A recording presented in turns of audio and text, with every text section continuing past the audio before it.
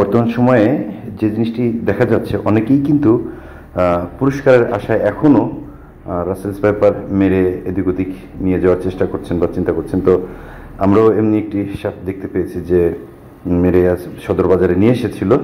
আসলে আপনাদের সকলের জ্ঞাতার্থে বলছি যে একটি ঘোষণা হয়েছিল, পরে কিন্তু সেই ঘোষণাটি তুলে নেওয়া হয়েছে এবং এই রাসেলস ভাইপার মারায় কোনো পুরস্কার নেই। কারণ এই কাজে আপনারা কেউ সাহস করে ধরা বা মারার জন্য পুরস্কারের লোভে ধরা বা মারতে যাবেন না, ধরতে বা মারতে যাবেন না। এই বিষয়টি আপনাদেরকে আমি মেসেজটি দিচ্ছি, অনুরোধ করছি যে আপনারা দয়া করে কেউ সাহস দেখাতে গিয়ে রাসেলস ব্যাপারের কাছে যাবেন না, রাসেলস ব্যাপার ধরতে যাবেন না বা মারতে যাবেন না। তো যাই হোক, আমি যে কথা বলছিলাম যে এই রাসেলস ব্যাপার আতঙ্কে কিন্তু আরেকটি জিনিস হয়েছে, সেটা হচ্ছে যে অনেক নির্বিষ সাপ অকারণে মারা যাচ্ছে। সাপ না চিনে না বুঝে যায় সামনে যাই পাচ্ছে মেরে ফেলছে, যেটা আমাদের অনেক উপকারী সাপ আছে, যেটা আমাদের কৃষকের কাজে। এটা হলো মারছি, আমাদের মুরগি ফার্ম আছে, ওই সাপটা মুরগি ফার্মের ওদিক দিয়ে যাইতেছিল, তখন আমরা এটা দেখার পরে ঠিক আছে সব মানুষজন গেছে, তখন আর কি সাপটা আটকাইছিলাম আমরা মানে ধরার জন্য, কিন্তু ধরতে পারি নাই। এই কারণে আর কি এই সাপটা মানে বাড়িতে আমরা মেরে ফেলছি।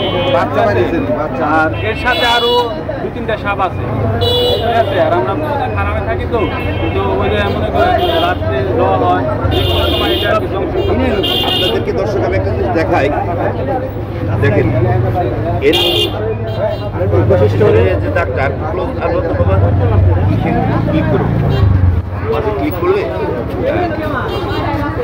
এই যে কালো ছাপ আসলে বলে চন্দ্রের মতন, আসলে অনেকটা চাঁদের মতনই দেখতে, সাদা তার পাশে কালো।